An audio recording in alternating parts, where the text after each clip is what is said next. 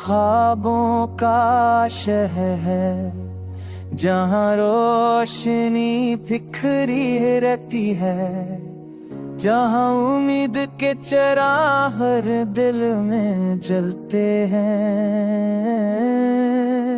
यहाँ हर रंग में एक नया ख्वाब छपा है, यहाँ हर दिल में एक नई दुनिया बसा है।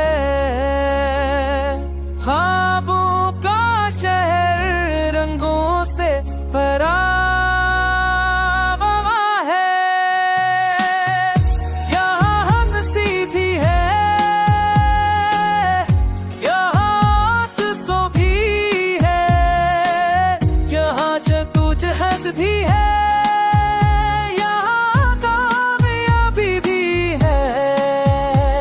ये सफर उम्मीदों की गलियों से सजा हुआ है।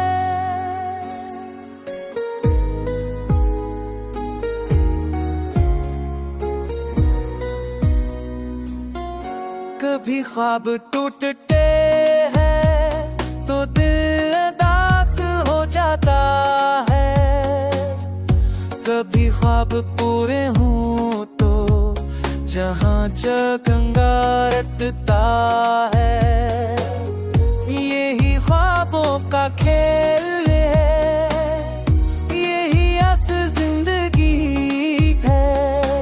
ख्वाब देखो मेहनत करो, यही कामयाबी की कुंजी